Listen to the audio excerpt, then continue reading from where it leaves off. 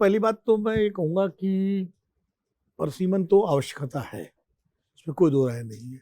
आज 140-45 करोड़ की आबादी है और सीटें 543 हैं लोकसभा में, और राज्यों में भी विधानसभाओं, क्योंकि इसके बाद फिर विधानसभाओं को भी तो परसिमन होगा, उनमें भी जब बिल पास हो जाएगा तो वो उसी तरह से विधानसभाओं की सीटें भी बढ़ेंगी और ज़रूरत है। बस मुझे मेरा पर्सनल ऐतराज़ ये है कि जब आप परसिमन कर रहे हो तो आप 2026 की जनगणना की बात करो, एक लेटेस्ट आंकड़ा जो आपको उपलब्ध उन पे करना चाहिए।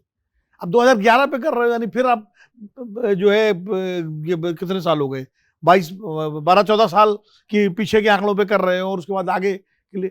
तो कायदे से अगर सरकार को गंभीरता के साथ जल्दबाजी की बजाय 2026 के आंकड़ों की बात करना चाहिए तो ज़्यादा बेहतर तस्वीर होगी और उसमें एक ज़्यादा मुकम्मल परसिमन हो सकेगा। ये मेरा अपना मानना है।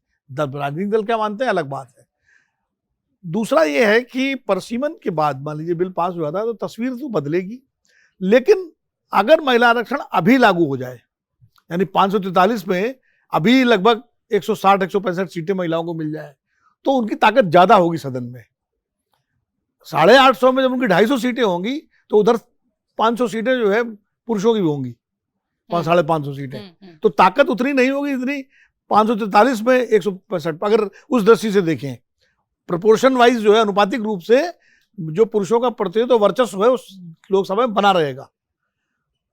अगर अभी लागू हो 543 पे तो पुरुषों का वर्चस्व थोड़ा कम हो सकता है, ये है।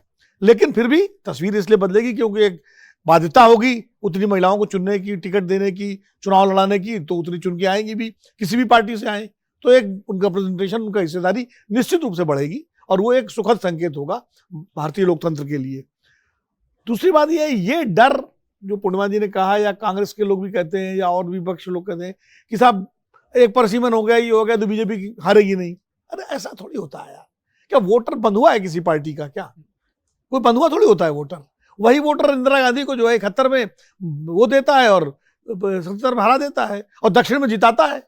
उसी चुनाव, उसी 77 में पूरा दक्षिण स्वीप करती है कांग्रेस पार्टी और उत्तर हार जाती है एक मुद्दे को लेकर के। या राजीव गांधी 415 के बाद जो है 195 पे आ जाते हैं, या अटल जी जो है 2004 में हार जाते हैं चुनाव।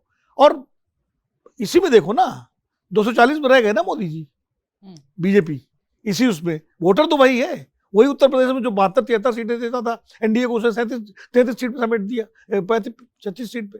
वोटर तो वही रहने वाला, वोटर तो वही है ना। अगर आप ये वीडियो YouTube पर देख रहे हैं तो हमारे चैनल को सब्सक्राइब कर बेल आइकन दबाएं और Facebook पर देख रहे हैं तो हमारे पेज को लाइक करें।